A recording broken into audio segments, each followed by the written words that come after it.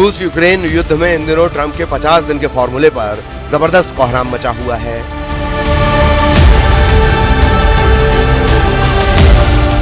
हालात ये हैं कि जहां पुतिन 50 दिन के अंदर यूक्रेन के 50% इलाके पर कब्जा करने की कोशिश में जुटे हैं, तो वहीं घबराया अमेरिका और नेटो अब पुतिन से आर पार की जंग करने के लिए मजबूर होते जा रहे हैं।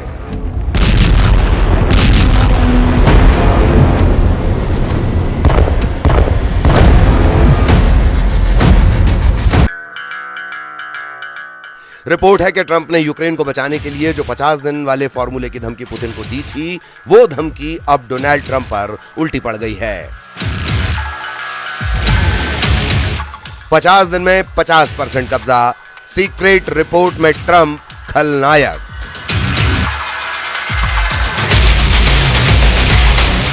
ताबूत में यूरोप के 15 देश, पुतिन की यूरोप जंग शुरू।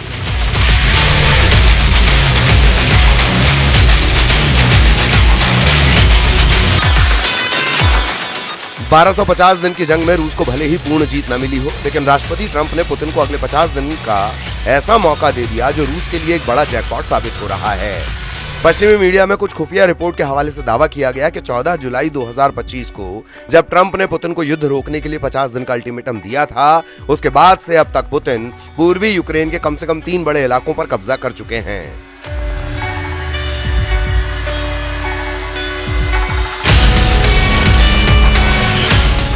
दावा किया जा रहा है कि पूर्वी यूक्रेन और पूरे यूक्रेन पर भीषण हवाई जमीनी हमले करने के बावजूद ट्रंप ने अब तक रूस पर बेहद सख्त प्रतिबंध नहीं लगाए हैं। इधर यूक्रेन के राष्ट्रपति ज़ेलेंस्की एक तरफ अमेरिका और दूसरी तरफ नेटो और पश्चिमी देशों से हथियार मिलने में हो रही देरी से बेहद खफा हैं। दावा किया जा रहा है कि पूर्वी यूक्रेन के डोनेस्क में पोक्रोवस्क शहर पर रूस का कब्जा हो चुका है।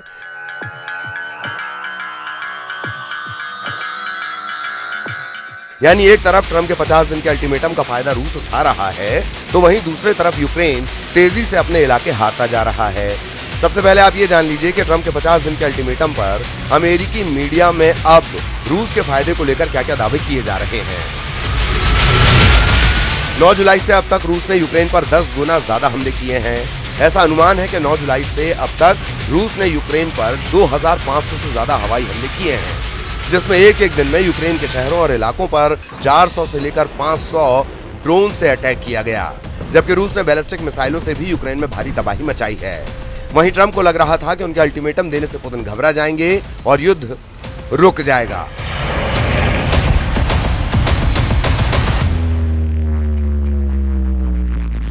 जरा देखिए कैसे ट्रंप के 50 दिन के फॉर्मूले की धज्जियां पुतिन उड़ा रहे हैं। राष्ट्रपति डोनाल्ड ट्रंप ने 14 जुलाई 2025 को कहा था कि अगर पुतिन 50 दिनों के भीतर या 2 सितंबर तक युद्ध समाप्त करने से इनकार करते हैं तो रूस को कठोर प्रतिबंधों का सामना करना पड़ेगा।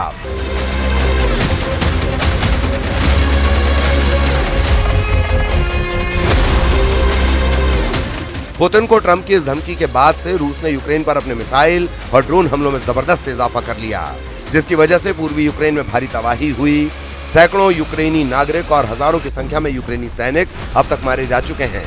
इस दौरान ट्रंप के 50 दिन के अल्टीमेटम को बकवास या कहें बोगस बताकर यह दावा किया जा रहा है कि ट्रंप ने पुतिन को 50 दिन यूक्रेन पर कब्जा करने के लिए एक तरह से दे दिए हैं।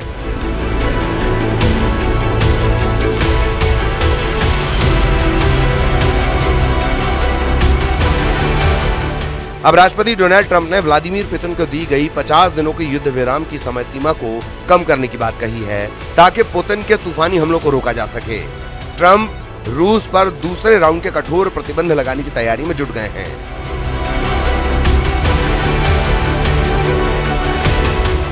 इधर होप फॉर यूक्रेन के सीईओ यूरी बोइचको ने अमेरिकी मीडिया को बताया कि पुतिन समय सीमा से पहले जितना हो सके उतना यूक्रेनी इलाका हासिल करने की कोशिश कर रहे हैं।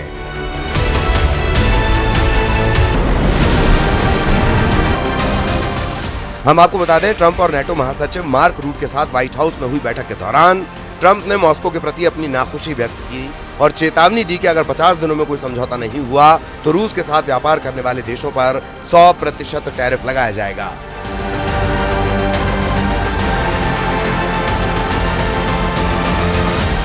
इधर युद्ध अध्ययन संस्थान यानी ISW ने 25 जुलाई को कहा कि रूसी सेना ने शायद यूक्रेन के पोक्रोवस्क के उत्तर पूर्व में नोवोइकोनोमचेने पर कब्जा कर लिया है ताकि डोनेट्स्क इलाके में रसद केंद्र को घेरने की कोशिश की जा सके, जिससे उन्हें नीपर की ओर पश्चिम की तरफ बढ़ने में मदद मिल सके। अमेरिकी थिंक टैंक का दावा है रूसी सेनाएं खार्किव इलाके में कुपियांस्क के उत्तर पश्चिम में आगे बढ़ रही हैं, जिसका उद्देश्य शहर को घेरना और वहां यूक्रेन की आपूर्ति क्षमता को जटिल बनाना है। अमेरिकी थिंक टैंक का यह भी अनुमान है कि रूसी राष्ट्रपति पुतिन अब यूक्रेन के सुमय, खार्किव और नीपर के कुछ हिस्सों पर कब्जा करने पर ध्यान केंद्रित कर रहे हैं, जिन्हें बाद में फर्जी जनमत संग्रह के जरिए रूस का हिस्सा होने का दावा किया जा सकता है।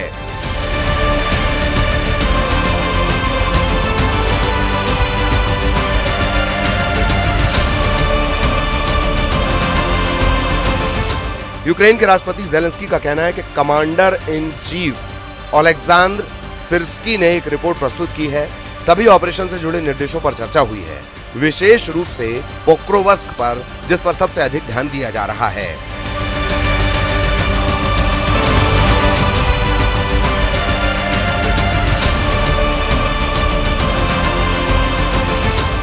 सुमय इलाके में हम सीमावर्ती क्षेत्रों में अपनी कार्रवाई जारी रखे हुए हैं। मैं रूसी क्षेत्र में कार्यरत अपनी सभी इकाइयों को भी धन्यवाद देना चाहता हूं। इधर रूस पिछले 10 दिनों से यूक्रेन पर बेहद तेज रफ्तार हमले कर रहा है।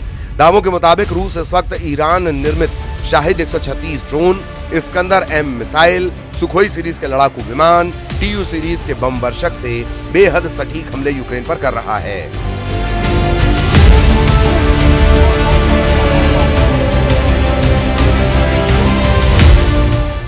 यूक्रेन का दावा है कि रूस ने नए इलाकों को इसलिए निशाना बनाना शुरू किया है ताकि यूक्रेन की अग्रिम सुरक्षा पंक्ति को तोड़ा और भटकाया जा सके। कुछ खबरों में दावा किया गया कि पुतिन के आदेश पर रूसी सेना की छोटी छोटी टीमों को यूक्रेन पर हमला करने के लिए भेजा गया है। 4 और 2 पहियों वाली बाइक से रूसी सेना यूक्रेन के नए इलाकों में तेजी से हमले कर रही है, जिसकी वजह से यूक्रेन के सामने समस्या ये हो गई है कि रूसी सैनिकों की छोटी हमलावर टीमों को मारने में बहुत ज्यादा हथियार और सैनिकों की जरूरत पड़ रही है। रूस की इस खूनी रणनीति को देखते हुए अमेरिका और फ्रांस ही रूस से सीधी जंग की तैयारी में जुट चुके हैं और इसीलिए अमेरिका ने ऐलान कर दिया है कि हमने यूक्रेन को हथियार सप्लाई शुरू कर दी है, जिसे रोका गया था। जरा अमेरिका से आई इस खबर को देखिए।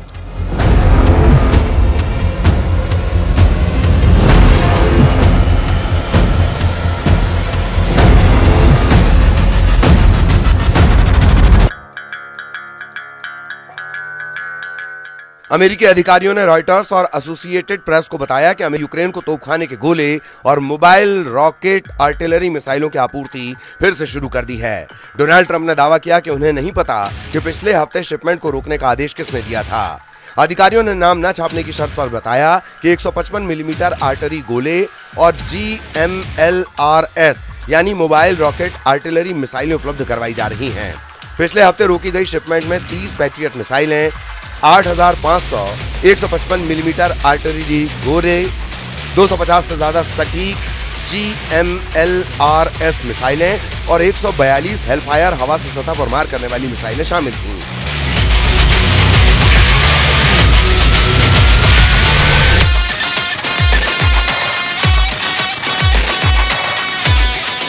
हैरानी की बात तो यह है कि अमेरिका के राष्ट्रपति के आदेश नहीं देने पर भी यूक्रेन को हथियार सप्लाई किसने रोकी, इसका सही पता अभी नहीं चल पाया है। फिलहाल यूक्रेन को हथियार सप्लाई शुरू हो गई है।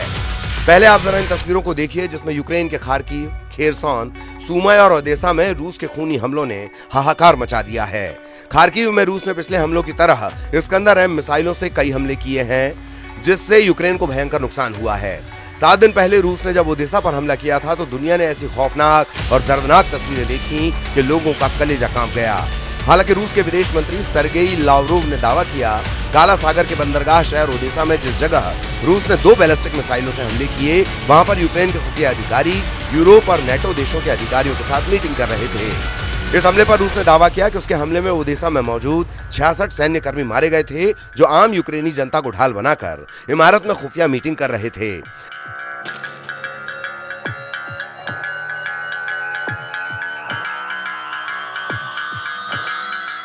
रूस ने इस हमलों से साबित कर दिया था कि यूक्रेन की तरफ से यूरोपीय देशों ने रूस के खिलाफ सीधी जंग शुरू कर दी है।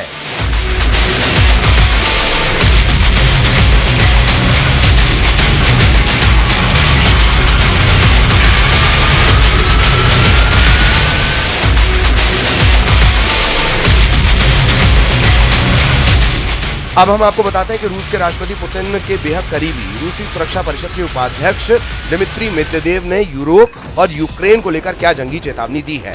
रूस के पूर्व राष्ट्रपति मेदवेदेव ने अप्रैल 2025 में ही यूरोपीय देशों को सीधी चेतावनी दी थी।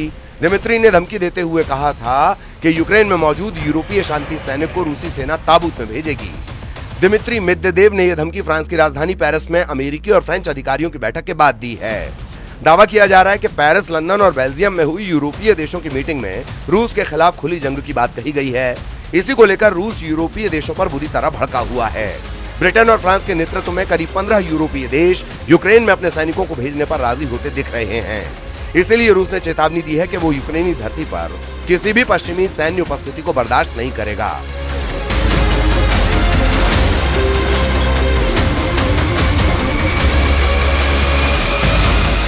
दिमित्री मेदवेदेव ने पुतिन की तरफ से यूरोपीय सेना को चेतावनी दी है कि यूक्रेन की जमीन पर मौजूद एक भी यूरोपीय सैनिक जिंदा नहीं बचेगा।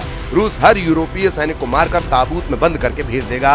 यानी इस वक्त जरा रूस यूक्रेन को कब्रिस्तान बनाने में जुटा है, तो वहीं यूरोपीय सेना को ताबूत में भेजने का ऐलान कर रहा है। इधर कुर्स्क से लेकर खार्किव तक भयंकर हमले हो रहे हैं। यूक्रेनी सेना भी रूस पर हमला कर रही है। रूस के रक्षा मंत्रालय के मुताबिक उसके एयर डिफेंस सिस्टम ने रात भर में 6 रूसी इलाकों में 71 यूक्रेनी ड्रोनों को तबाह कर डाला है।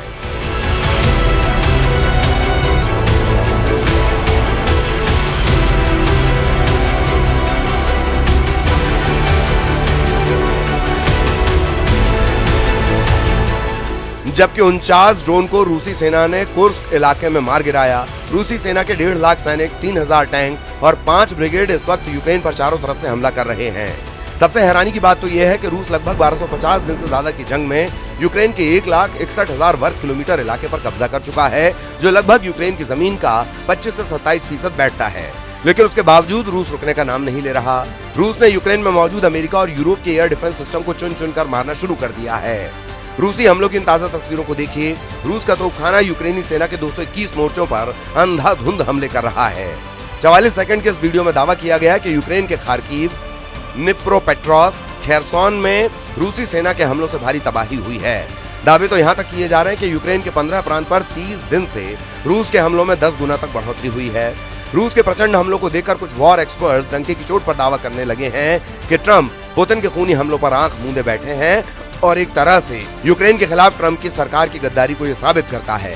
हम आपको ग्राफिक और तस्वीरों के जरिए दिखाते हैं कि इस वक्त यूक्रेन की राजधानी कीव समेत यूक्रेन के 15 प्रांत पर रूस किस तरह से कैसे हमले कर रहा है।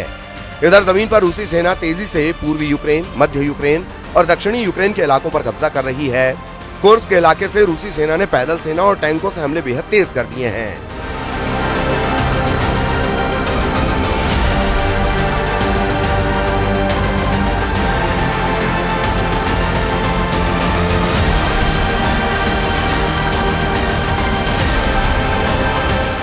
उत्तर कोरिया के सैनिकों के साथ मिलकर रूसी सेना ने पूर्वी यूक्रेन में कुर्स्क के इलाके से हमले किए हैं। लगभग 238 मोर्चे से यूक्रेनी सेना भाग चुकी है। एक रिपोर्ट के मुताबिक यूक्रेन के लगभग 27% इलाके पर रूसी सेना कब्जा कर चुकी है। यूक्रेनी इंटेलिजेंस ने भी दावे किए हैं कि रूस कीव पर बहुत बड़ा हमला कर सकता है।